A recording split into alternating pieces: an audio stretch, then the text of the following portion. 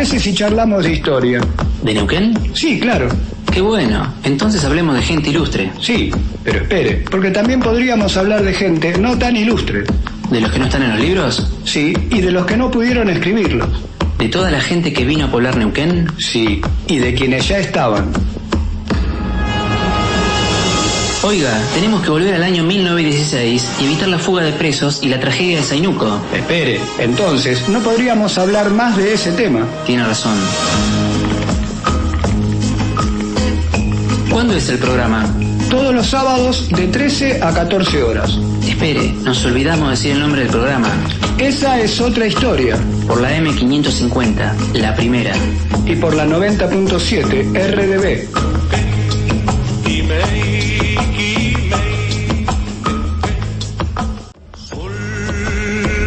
De los arenales.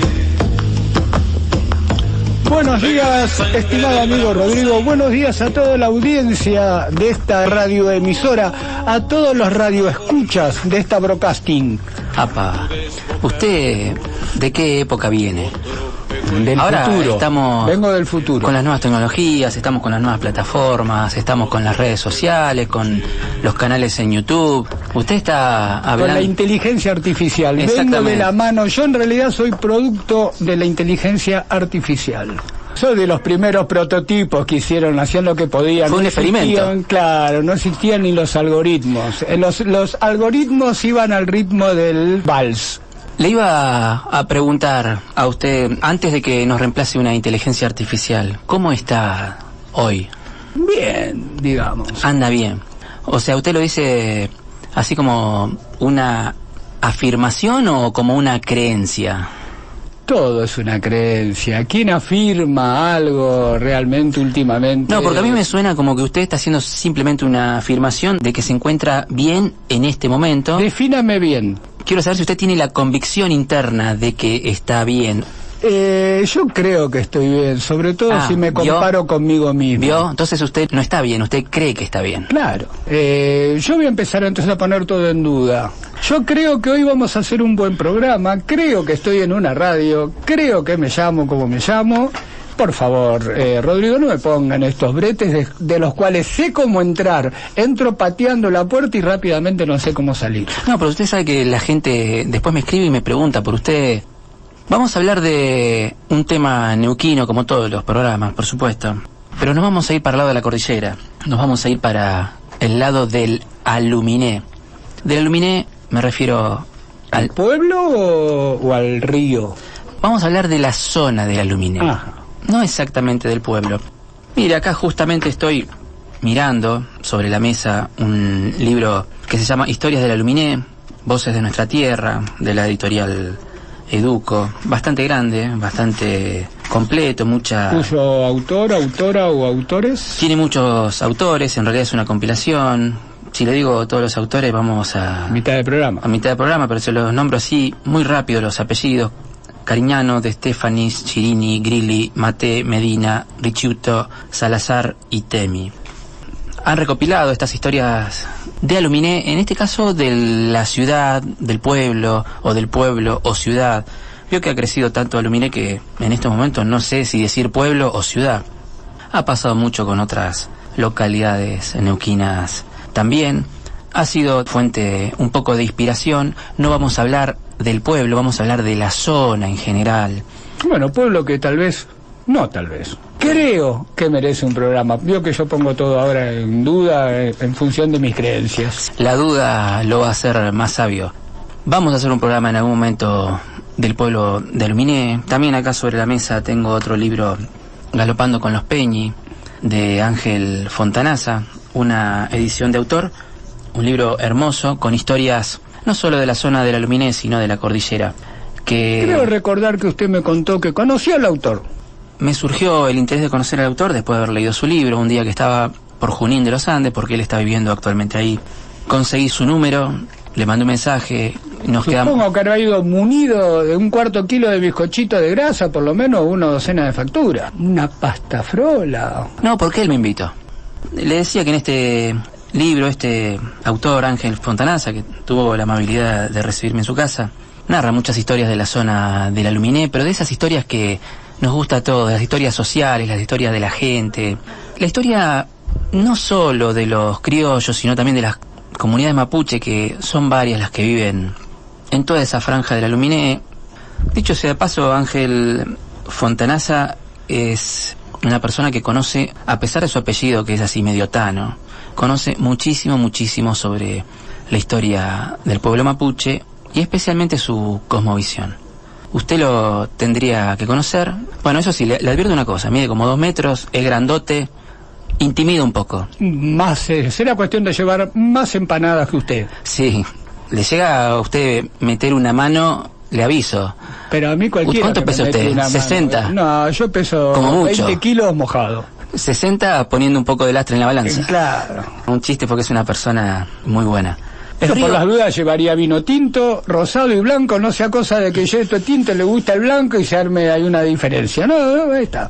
Usted sabe que el río Aluminé nace en el lago justamente Aluminé, en la zona aproximada, no digo exacta, pero aproximada de Villa Pegüeña, porque Villa Pegüeña está sobre el lago Aluminé, y forma, cuando llega al río Catanlil, otro río muy importante del Neuquén, que es el Coyoncurá. Aunque algunos dicen que el comienzo del río Coyoncurá es cuando el Aluminé llega hasta el río Chimehuayna. Están las dos versiones, pero yo me atengo más a la primera, de que es en la confluencia con el Catanlil, más que nada porque es lo que vemos en los registros del Instituto Geográfico Nacional, que antes era el Instituto Geográfico Militar. Tiene 146 kilómetros hasta la confluencia con el Catanlil y tiene muchísimas historias. Sabe que mirando un poco también los antecedentes históricos, vemos que, por ejemplo, mapas de Manuel Olascuaga, donde dice, por ejemplo, que a poco de empezar el río, él no lo llama Aluminé, lo llama Butacayún. También el río lo mencionan en algunos itinerarios de Félix Aldao, cuando acompañó a los pehuenches en sus incursiones contra los huiliches. Félix Aldao. Algún día vamos a hablar de las expediciones que vinieron desde Mendoza. En algunos casos eran incursiones contra los pueblos que habitaban la región y en otras ocasiones eran alianzas para favorecer a un bando. En las luchas internas.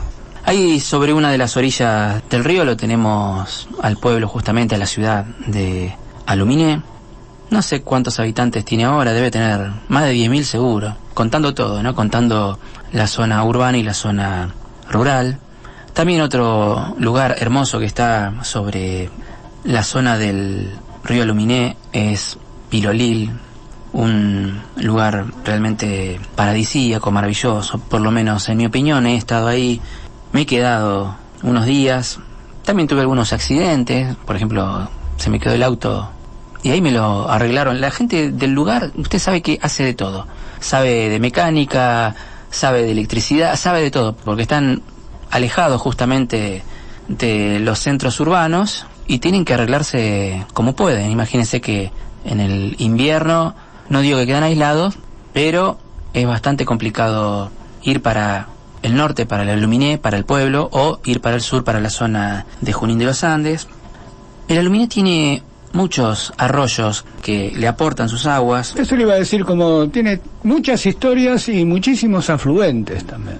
Por ejemplo, de los que me acuerdo así a golpe de memoria, tengo el Quilca, el Rucachoroy. Espere que los tengo anotados en algún lugar. El O arroyo... sea que no lo va a decir de memoria. No, quise usar la memoria, pero realmente son muchos. El arroyo Pichi Leufú, el Pichi Rancahue, el arroyo Pilolil, el Malleo, me estaba olvidando, era uno de los más importantes. El Pulmarí, lo dije. No. El arroyo Chinamuerta. En algún programa hemos hablado de la mención de China Muerta en la toponimia del Neuquén. Porque China Muerta no es solamente una zona de Plotier o cercana a Plotier, como muchos creen, porque hay mucha gente que vive ahí. Hay muchos lugares en Neuquén que se llaman China Muerta. Muchos cerros. Sin ir más lejos, por ejemplo, recuerdo uno en la zona, un cerro en la zona de Tricao Malal, ahí también hay un cerro China Muerta, y generalmente, obviamente, están relacionados no con la República de Popular. China, como algunos graciosamente han creído, sino con esa No es denominación. porque pareciera la cara de Mao Zedong dibujada en algún monte. No, sino justamente porque ha habido Sí, alguna... esa costumbre de llamar China a las mujeres originarias, ¿no? Han encontrado alguna mujer que estaba muerta en el lugar y la denominación pasó a ser China Muerta. Muchas veces no sabemos por qué apareció muerta en ese lugar, pero vamos a simplemente mencionar. Bueno, el caso de China Muerta, porque alguna vez me mostraron, una sola vez vi sobre la barda la forma de por qué le llaman China Muerta, y realmente pareciera que es una mujer en la pose cristiana de muerte, velorio, el dibujo sobre el filo de la barda. Muchas veces la gente, especialmente los criollos, los mapuches, ven en la forma de los cerros alguna figura que les recuerda alguna posición. Me acuerdo mucho en la zona de Rincón de los Sauces, ahí mirando para el Chachayén, que muchos le dicen el indio durmiendo. Ajá. Y uno ve un cerro grande en la lejanía, pero cuando le dicen eso, lo mira con más detenimiento y dice, che, tenés razón, hay una persona que está durmiendo. Es la figura que forma. Pero no estamos yendo del cauce. Pero siempre lo hacemos, así que no nos vamos, que nos hace una mancha más. Usted sabe que el departamento de Aluminé en realidad tuvo varias conformaciones. Al principio el territorio nacional estaba dividido en 5 departamentos. Después, con una modificación, pasaron a ser 6. Y luego hubo otros decretos donde pasaron a ser 12. Y ahí tenemos el departamento de Aluminé.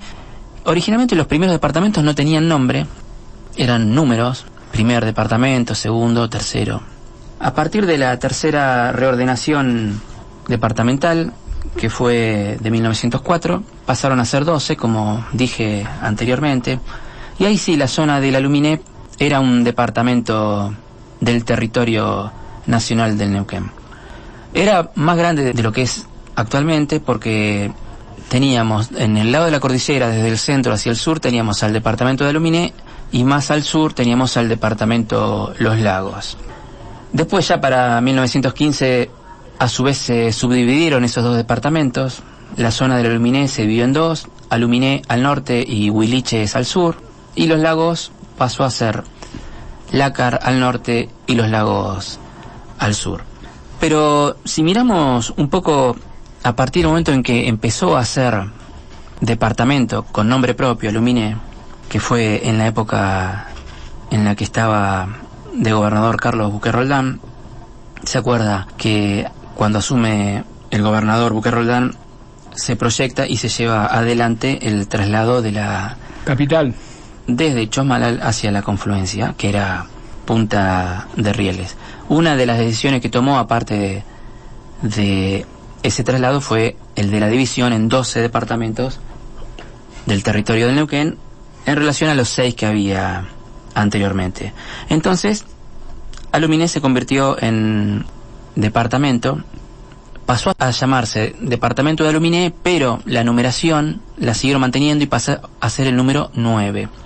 Y originalmente las autoridades, digamos la capital, por ponerle un nombre, aunque no sé si es correcto decirle de esa manera, era el paraje Rucachoroy.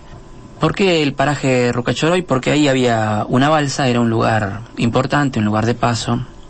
La infinidad de ríos y arroyos de la geografía neuquina hacían necesario que en distintos lugares estratégicos se pusieran balsas para poder comunicar, ya que no habían puentes, aunque podemos mencionar como puente, por ejemplo, podemos mencionar el puente ferroviario, que ya para 1902 sobre el río Neuquén cruzaba al territorio del Neuquén. Pero no era un puente interno. No, aunque la gente lo usaba igual, cruzaba a pie por entre los durmientes. Pero no, no había demasiados puentes internos. No sé si había... ¿Cuántos puentes había en los primeros años del siglo XX? No había ninguno, porque lo sabemos por algunos escritos que ha dejado el ex gobernador, bueno, todos los que estamos hablando nosotros son ex.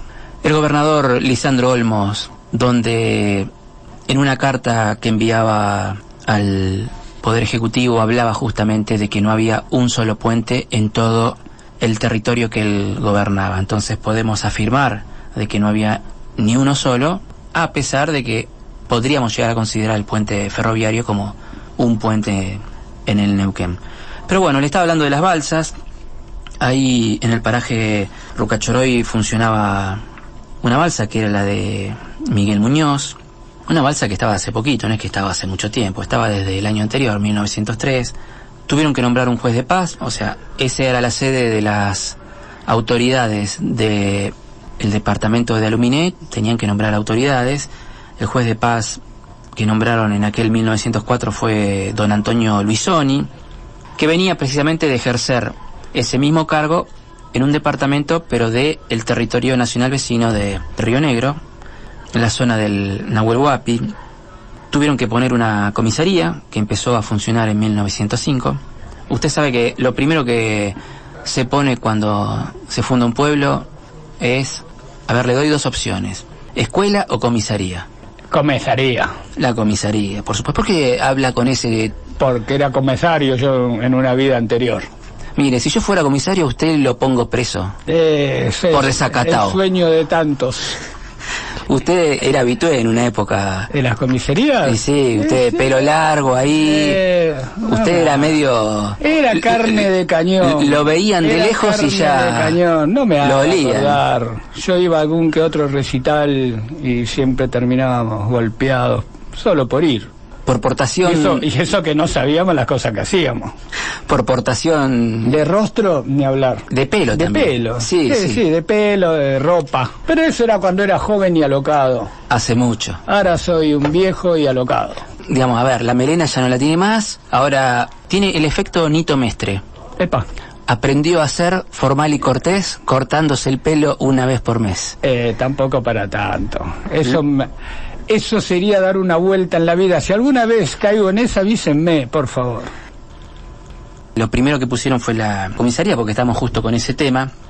Y ahí empezó a funcionar en el paraje Rucachoroy. ¿Pero en qué parte específicamente de Rucachoroy? Justo donde se da la confluencia del arroyo Rucachoroy con el río Aluminé, precisamente. Había una pequeña población civil, pero había una preocupación del Estado, porque toda esa zona que trataban un poco de ordenar con estos asientos administrativos, con este nuevo departamento, con estos nuevos departamentos, estaban sometidos a la presión por la tierra pública que comenzaba a escasear. Por ejemplo, lo que se necesitaba era trasladar todas las oficinas entre comillas, eran casitas, ¿no? Pero vamos a ponerle ese nombre. Todas las oficinas de gobierno del paraje Rucachoroy que estaban en un lugar prestado por una estancia. Entonces necesitaban trasladarlo a un lugar donde hubiera tierras fiscales, porque si no, se corría el riesgo de estar sometidos no a la autoridad de la nación, sino a la autoridad del dueño de la estancia. Del dueño de la estancia. Por eso... Cosa que por suerte hoy ya hemos dejado... dejémoslo para otro día. Dejémoslo así. Por eso el Poder Ejecutivo Nacional reordenó el territorio nacional de Neuquén. Posteriormente lo ordenó para que tuviera 16 departamentos, redujo el territorio del departamento de Aluminé, cambió el asiento de su capital, que dejó de ser el paraje de Rucachoroy, para ser lo que es el actual pueblo de Aluminé.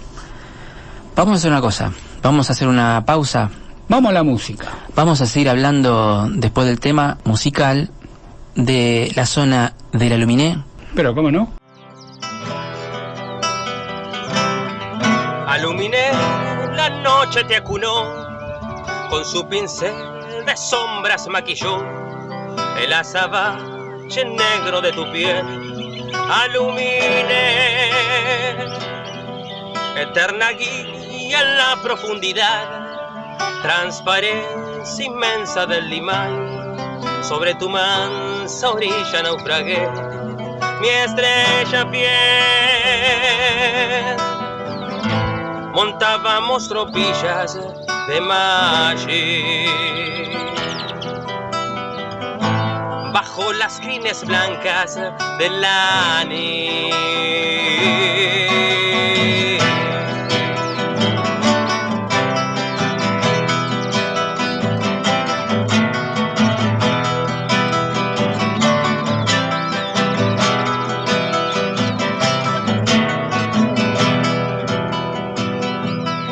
Tanta distancia que dolió mirar, leguas de sangre, viento y soledad. El río fue una lágrima hacia el mar, tierra al llorar. La muerte no es solo un tiro de fusiles, renunciar al honor para vivir. La muerte fue ver a mi tribu cabalgar sin porvenir. Antes que salga el sol, partiré a luchar por mis hermanos de Neuquén. Aluminé, quiero volver a tu toldería tibia de mujer, perderme en la noche fría del sur, treparme a la cima de tu vientre azul. Aluminé, no fue por vencer, como puede un jinete regresar de a pie. Yo no me rendí, mi destino elegí, antes que arrastrarme preferí morir. Aluminé. Yo volveré el rocío de los amaneceres y dibujaré como un barrilete sobre tu valle venas de agua clara. Yo andaré junto al guanaco desafiándote en la meseta con mi torva mirada. Yo volveré como el águila que vuela y en secreto le contaré a los niños de las viejas leyendas. Yo volveré junto al cóndor salvaje para acariciar tu cuerpo y besar tus labios de nieve helada. Por mis hermanos muertos, por los que van llegando, yo volveré.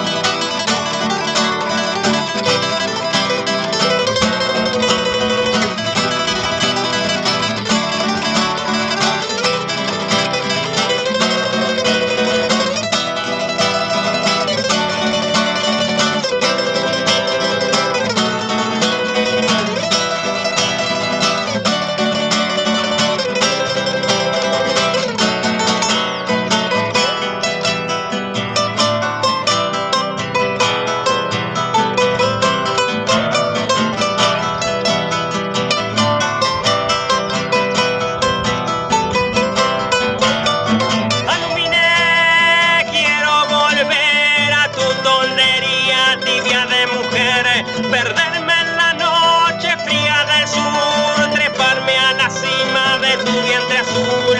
Aluminé, no fue por vencer, como puede un jinete regresar de a pie. Yo no me rendí, mi destino elegí, antes que arrastrarme preferí morir. Aluminé. Montábamos tropillas de Maggi